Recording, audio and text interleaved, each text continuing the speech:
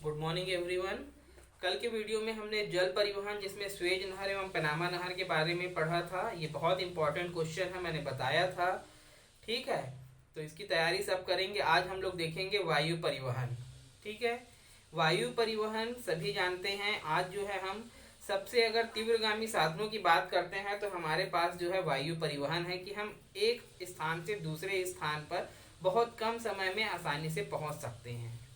ये ऐसे साधन है जिसने पूरी दुनिया को छोटा कर दिया है। मैंने बताया था कि आज जो है विश्व जो है एक छोटी सी उंगली के बराबर हो गया है, अर्थात इतना छोटा हो गया है कि हम आसानी से एक स्थान से उड़कर दूसरे स्थान पर जा सकते हैं और फिर वापस अपने स्थान पर एक ही दिन में आ सकते हैं।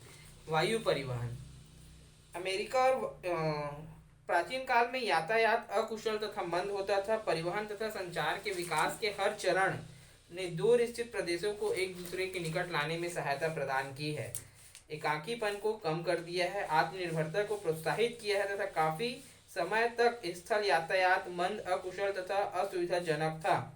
दूर स्थित प्रदेशों के लोग एक दूसरे से अपरिचित थे। वायु परिवहन ने विश्व के विभिन्न भागों को एक दूसरे के निकट लाने का कार्य किया है।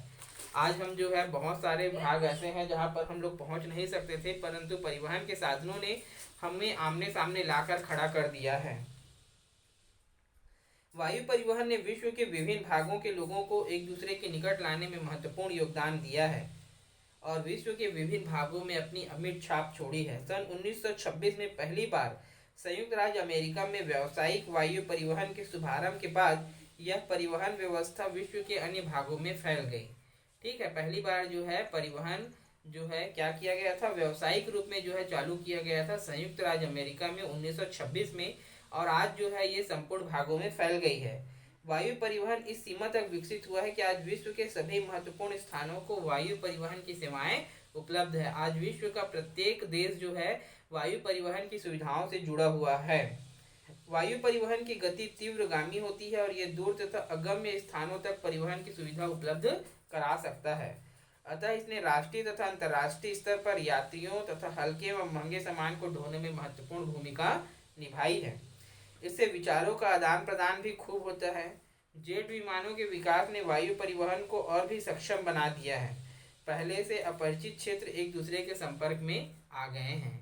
आज ऐसे क्षेत्र जहां पर जाना दुर्गम था, बहुत कठिनाई होती थी, ऐसे क्षेत्रों को भी जो है हमने वायु परिवहन के द्वारा जोड़ दिया है। लोगों के विचार एक दूसरे से मिलते जा रहे हैं, नई संस्कृतियों का मिलाप हो रहा है। ये सब जो है वायु परिवहन का ही परिणाम है। वायु परिवहन की अधिक गति के कारण बहुमूल्य समय की बचत होती है। वायु परिवहन के बलबूते हम सुबह का नाश्ता दिल्ली, दोपहर का खाना लंदन तथा रात्रि का भोजन न्यूयॉर्क में कर सकते हैं। एक वायुयान लगभग एक ही दिन में पूरे विश्व का चक्कर लगा सकता है। ठीक है, तो ये है वायु परिवहन। चलिए, वायु परिवहन के अंतर्गत प्रमुख वायु मार्ग। तो सबसे पहले अमेरिका और एशिया के वायु मार्ग।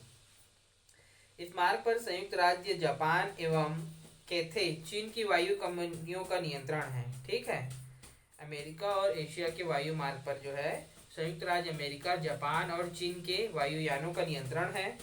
यह मार्ग सैन फ्रांसिस्को से आरंभ होता है और प्रशांत महासागर के मध्य होनोलुलु, मिडवे द्वीप, बैंकॉक, बैंक द्वीप और मनीला होता हुआ कैंटन तक जाता है। यह दूसरा मार्ग सिडनी से Auckland, Fiji, Honolulu, San Francisco होता हुआ वैंकूवर तक जाता है। एक तीसरा मार्ग सैन फ्रांसिस्को से अलास्का होते हुए टोक्यो को जाता है। यूरोप तथा अफ्रीका के बीच वायु मार्ग।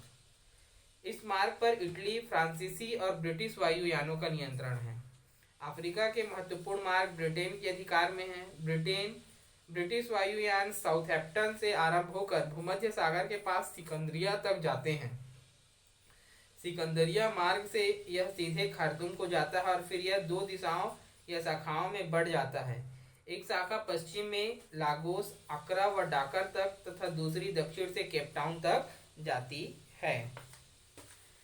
ठीक है, इसके बाद हम देखते हैं पाइपलाइन। ठीक है, पाइपलाइन भी जो है आज परिवहन के प्रमुख साधनों में से एक है।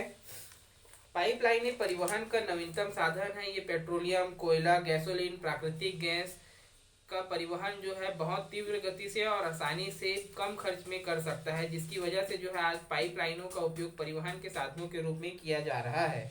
इनको शुरू में बनाने में ही खर्च आता है, एक बार बन जाने के बाद ये बिना खर्चे के सुगम परिवहन उपलब्ध कराती है। पाइपलाइनें परिवहन का नवीनतम साधन है। इनकी सहायता से खनिज तेल का परिवहन किया जाता है। इस प्रकार की तेल ढोने वाली पाइपलाइनें सभी तेल उत्पादक देशों में बनाई गई है। ठीक है।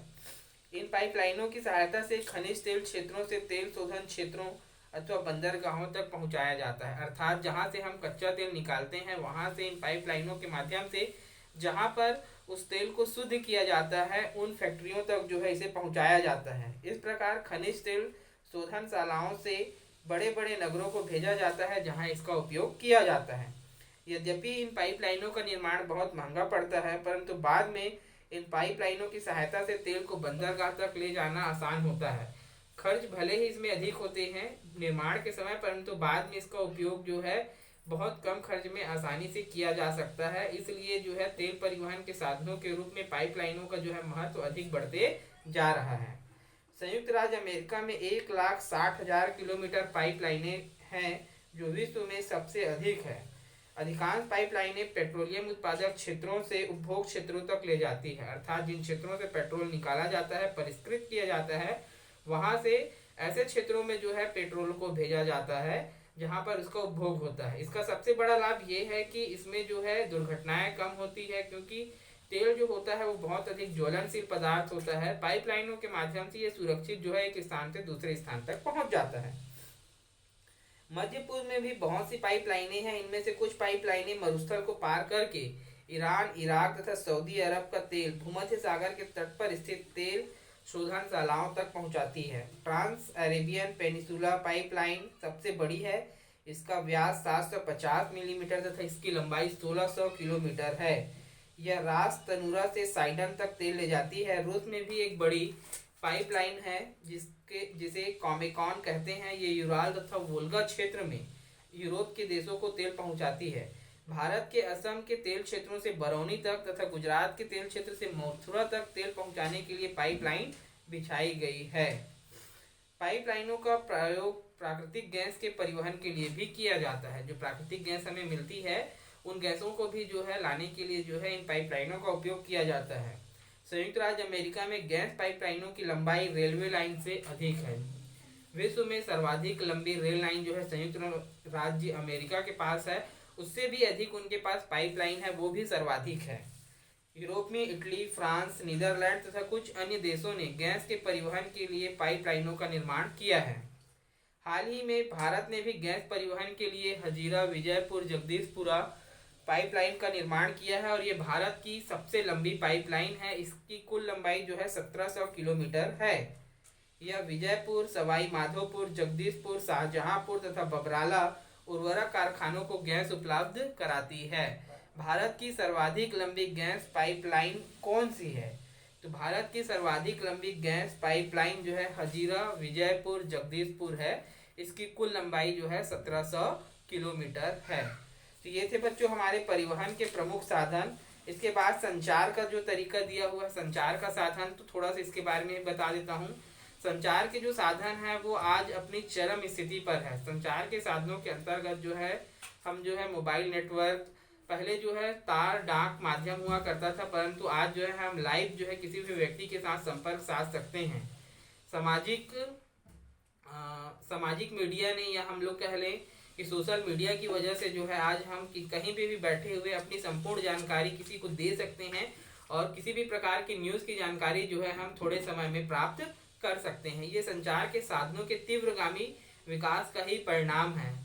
आज आप घर में देखेंगे कि सभी व्यक्तियों के द्वारा मोबाइल का उपयोग और नेट का उपयोग किया जाता है। किसी भी सामान की ऑर्डर या डिलीवरी जो है हम आसानी से अपने मोबाइल के माध्यम से ही कर सकते हैं। ये संचार के उन्नत स्वरूप का ही परिणाम है। बाकी इसके बारे में आपको जानकारी पता है, किसी भी प्रकार का डाउट होगा तो आप जरूर पूछ सकते हैं। ओके बच्चों, थैंक यू।